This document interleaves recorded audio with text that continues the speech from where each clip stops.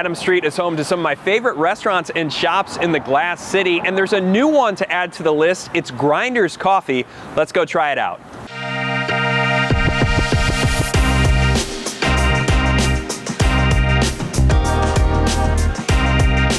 Grindhrs has a talented team of baristas, and right here's the lead barista, Cassie Gonzalez. How you doing? Oh, I'm doing fantastic. Thanks for asking. How about yourself? I'm doing great today, and I'm about to be doing really well because you're making me a fun little drink today that's got dessert mixed in with it as well as coffee. I'm gonna make you something that's gonna perk you up and get your sweet tooth satisfied. So we're gonna be making a Hey Honey. This is gonna be a cold brew with some flavor and a little bit of ice cream. All right, this is gonna have hazelnut and vanilla in it.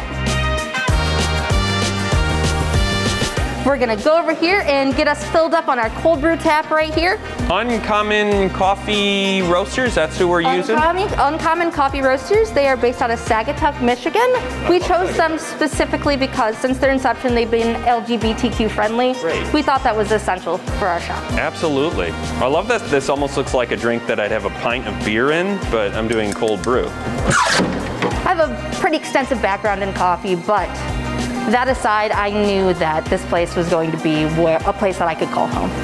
Very refreshing coming into a job where you could be recognized for the talents that you do have while also being able to learn something new. And that's all done? That's all done. All done, okay. Let's dig into this thing. That's fantastic. I'm glad you like it. Yeah, it's really good. So we have ice cream in here, getting cold brew of varying syrups. And you were just telling me off camera that strawberry, surprisingly, is good in coffee. So we have like rotating flavors right now. We have a caramel, vanilla, chocolate, and strawberry ice cream. Strawberry is surprisingly really good in coffee. And just a great team here. Were you proud of Cassie? Did she do you proud? She did. Cassie's great.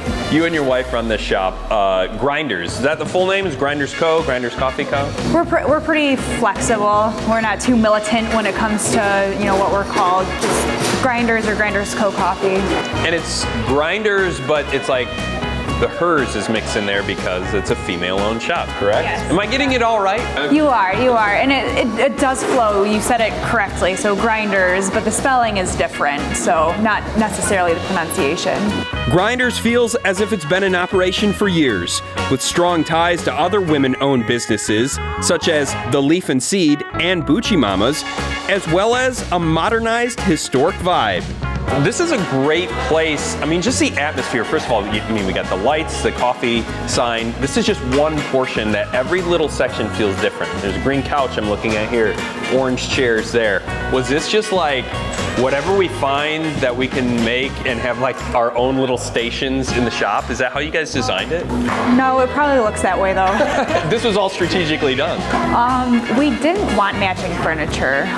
We love different styles, like kind of like a eclectic chic, if you will. There's modern pieces, there's classic pieces. We wanted to incorporate every color of the rainbow, just to put like a nod towards the LGBTQ aspect, like in a classy way. So I think we did that pretty successfully. So I'd say eclectic chic, if you wanted to describe the space.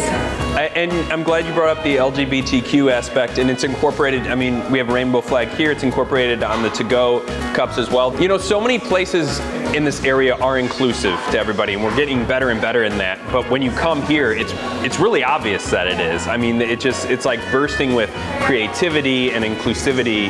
How important was that to you and your wife to make this a place? You know, we use safe space and things like that, but just to make it a community-friendly place.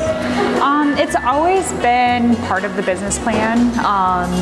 We are, obviously like an LGBTQ couple. And I think just having this space in the community is very important.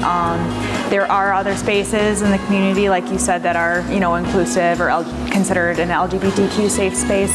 But, many of them are, bars or places with alcohol. I think it's important to include 100% of the community, so whether it's children or people that don't feel like drinking or don't want to drink right now. So those spaces are important as well, but we just wanted to bring something a little different to the table. And so far, what they're bringing to the table is resoundingly welcomed by not only the LGBTQ community, but Toledo as a whole. What's it mean to you to open up a shop, in a place where you've spent over a decade of your life? It means a lot. I, fell in love with the downtown area a few years ago, so I wouldn't want to do this anywhere else. We wrap up this episode of 4-1 Nosh with a quick eats of the Leaf and Seed food truck at the grand opening of Grindhrs.